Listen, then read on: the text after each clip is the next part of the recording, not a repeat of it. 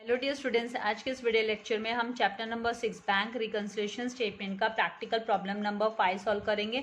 तो इसका explanation start करने से पहले मैं आप सभी से रिक्वेस्ट करूंगी कि अगर अभी तक आपने चैनल को सब्सक्राइब नहीं किया है, आप चैनल पर नए हो तो चैनल को सब्सक्राइब कर बेल आइकन बटन को प्रेस कीजिए ताकि आपको लेटेस्ट वीडियो के नोटिफिकेशंस मिलते रहे। वीडियो को लाइक करना एंड शेयर करना नहीं भूलना है, वो कॉमर्स एकेडमी चैनल के लिए बहुत इंपॉर्टेंट है, आप लोगों का कंट्रीब्यूशन एंड सपोर्ट।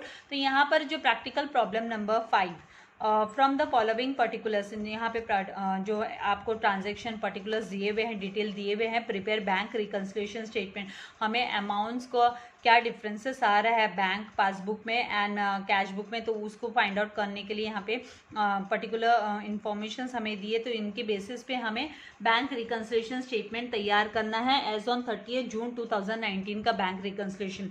तो कौन से फर्म का है, किस बंदे का है, ये यहाँ पे मेंशन नहीं किया है, तो इन द बुक्स ऑफ फिर हम डॉट डॉट करके दिखा देंगे। देन यहाँ पर credit balance as per passbook, तो अब फिर हमारा जो मूवमेंट होगा वो credit balance as per passbook. तो यहाँ पर पासबुक से बैलेंस शुरू हो रहा है।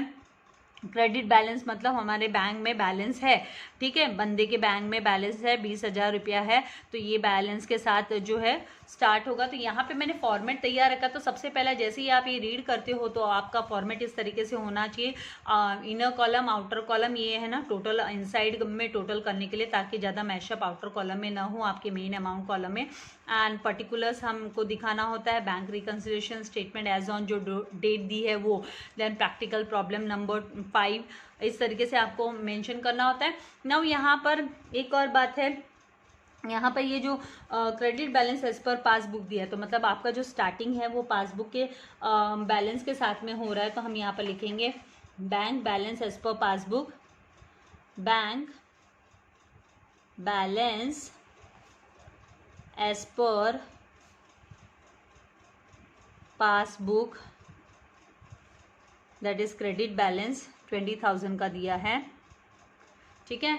इसके बाद में आपको एक वर्किंग नोट तैयार करना है, जो हमें पर्टिकुलर्स दिए हैं वर्किंग नोट, जिसमें हम प्रीवियस इससे पहले जो सम हमने बैक टू बैक पीछे 2 सम हमने किए हैं, लास्ट 2 सम्स, तो उसमें भी हमने यही मेथड फॉलो किया था, जिसमें कि हम कैश बुक एंड पासबुक, तो कैश बुक का जो डेबिट साइड का बैलेंस होता है वो रिसिप्ट्स होता है, तो ये जो इसके अकॉर्डिंगली हम प्लस माइनस, तो मतलब रिसिप्ट साइड के जो अमाउंट आएंगे वो हम प्लस करेंगे, ऐड करेंगे bank balance as per passbook में।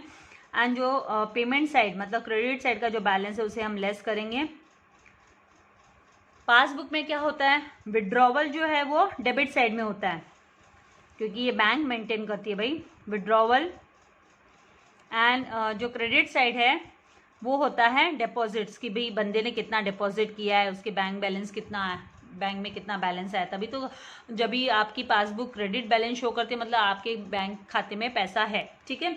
अभी हम ट्रांजैक्शन से शुरू करते हैं, तो ये अमाउंट्स को हम यहाँ पर पहले रिकॉर्ड करेंगे वर्किंग नोट के यहाँ पर। तो सबसे पहले बोला गया चेक ऑफ रुपीज़, यहाँ पर दिया है चेक ऑफ रुपीज़ 3,500, 3,500 का जो चेक है, ठीक है, वॉज इशूड बाय, अब इशूड वो इशू किया, बंदे ने 3,500 का चेक जो है वो इशू किया।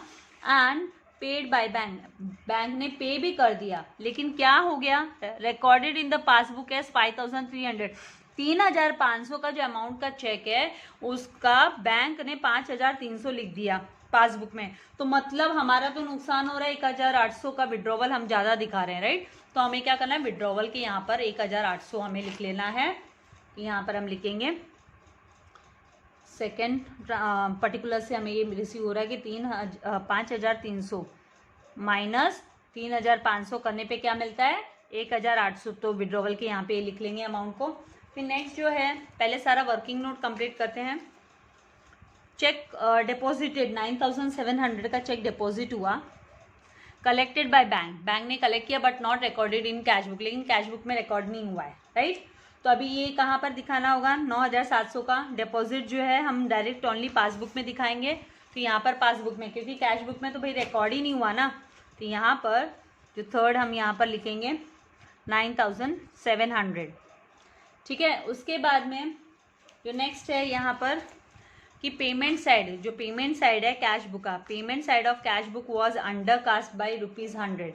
अंडरकास्टिंग, जब अंडरकास्ट कम दिखाया, अंडरकास्ट हुआ ₹100 से, इसका मतलब उसका जो रिसिप्ट साइड है वो रिसिप्ट ₹100 की रिसिप्ट हमने ज़्यादा दिखाई है। इसका मतलब हमारे पास मतलब बैलेंस है, डेबिट बैलेंस होना मतलब कैश बैलेंस रहना, तो मतलब ₹100 ये जो है अंडरकास्ट वाला payment side of cash book का जो अंडरकास्टिंग है, जब भी पेमेंट साइड का अंडरकास्टिंग आएगा तो आपको रिसिप्ट्स के यहाँ पर लिखना है भाई कितना अमाउंट से अंडरकास्ट है, तो रिसिप्ट साइड में हमने ₹100 लिख दिया फॉर ट्रांजेक्शन। इसका कॉन्सेप्ट आपको हो सकता है कंफ्यूज हो, फिर से मैं बताती हूँ आपको। देखो, पेमेंट साइड में को अंडरकास्ट करना मतलब ₹100 से कम दिखाया, ₹100 से पेमेंट साइड को कम दिखाया, मतलब रिसिप्ट साइड आपका ₹100 से ज़्यादा दिख रहा है, ₹100 से ज़्यादा दिख रहा है, तो इनडायरेक्टली ये हुआ कि भाई रिसिप्ट्स में ₹100 ज़्यादा है, तो आपको पहले रिसिप्ट्स में ही वो दिखाना है, फिर वो एडजस्ट हो जाता है, बैलेंस वो एडजस्ट हो जाएगा। Then next is what, electricity bill paid by bank. Bank ने इलेक्ट्रिसिटी बिल पे किया 6200 का, was recorded twice in passbook. Passbook में डबल बार हमने उसको दिखा दिया, तो आप विड्रॉवल के यहाँ पे 6200 दिखाओगे, 6200 दो बार एंट्री आ गई है ना इसकी, बाय मिस्टेकली 2 बार हो गया, तो यहाँ पर 6200 विड्रॉवल के यहाँ पे दिखाएंगे। अभी सारे के सारे ओनली यहाँ पर जो है 5 ट्रांजेक्शन ही थे, आगे नहीं है, आगे 6th प्रैक्टिकल प्रॉब्लम आ जाता, तो ये 5 जो पर्टिकुलर्स है वो सारे हमने यहाँ पे वर्किंग नोट के यहाँ पे तो रिकॉर्ड कर लिया। अब के लिए क्या करना है, ऐड में कितने आपके, तो देखो ऐड करने वाली जो रिसिप्ट्स के यहाँ के और विड्रॉवल के हमें ऐड करने हैं, bank balance as per passbook दिया है इसीलिए, तो इनको हमको क्या करना है, ऐड करना है। तो अभी हम स्टार्ट करेंगे इनको रिकॉर्ड करना, तो यहाँ ऐड सबसे पहला जो है सेकेंड ट्रांजेक्शन आएगा, जिसे हम 1 कर ही लिखेंगे, सीरियल नंबर यहाँ पर अभी उसकी पर्टिकुलर्स के सीरियल नंबर हमें डालने की जरूरत नहीं है, 1 कर ही लिख लेंगे। ऐड फर्स्ट जो हम पर्टिकुलर्स ऐड कर रहे हैं, उसके लिए हम क्या लिखेंगे, यहाँ पर चेक इशूड, यहाँ पर आएगा चेक इशूड, चेक इशू हुआ ना भाई, चेक यहाँ पर चेक इशू हुआ है, तो वो ही हमको लिखना है कि भाई check issued and paid by bank, bank ने पेड भी किया, and paid by bank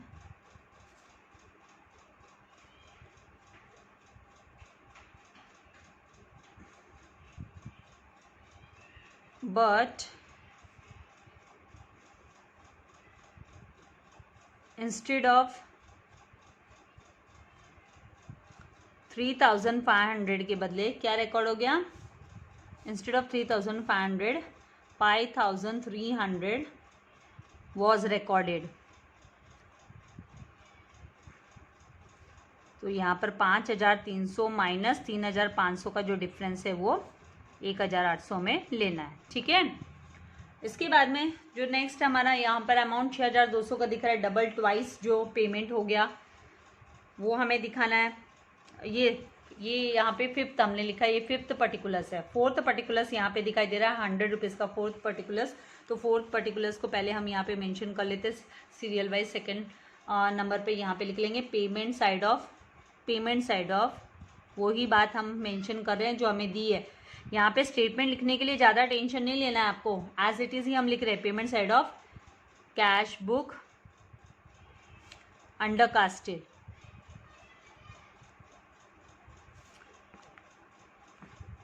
okay, उसके बाद में 6200 का दिखा देंगे जो ट्वाइस रिकॉर्ड हुआ। यहाँ पर third electricity bill, electricity bill paid recorded twice in the passbook.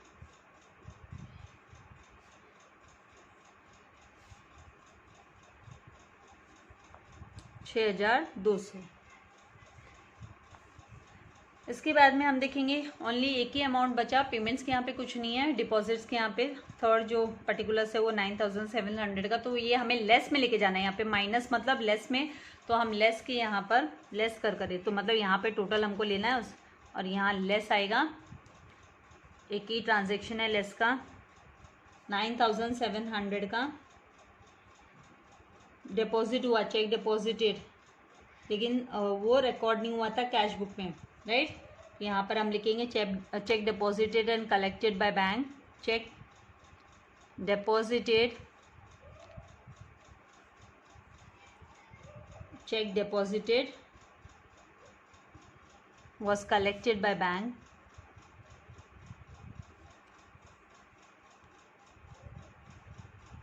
but not recorded in the cash book, not recorded in the cash book में इसकी एंट्री नहीं हुई है।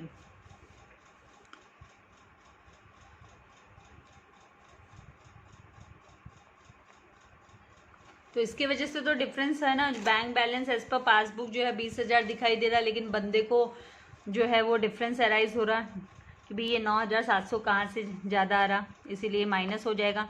तो यहाँ पर ये माइनस में आने वाला है और यहाँ पे ये प्लस में अमाउंट प्लस करेंगे हम, तो टोटल ले लेते हैं। तो यहाँ पे 1900 प्लस 6,000, 1900 प्लस 6,200 करेंगे तो 8,100, टोटल लेंगे तो 28,100। उसमें से माइनस क्या करना है हमें, 28,100 से माइनस 9,700, बैलेंस आ गया 18,400 का, जो कि बैंक बैलेंस होगा एज पर कैश बुक के हिसाब से बैंक बैलेंस है ये, बैंक बैलेंस एज पर, क्योंकि 2 कॉलम कैश बुक आप लोगों ने बनाना सीखा है। कैश बुक में हम लोग कैश का कॉलम एंड बैंक का कॉलम बनाते हैं, तो bank balance as per cash book, as per cash book debit balance आ गया ये एज पर कैश बुक,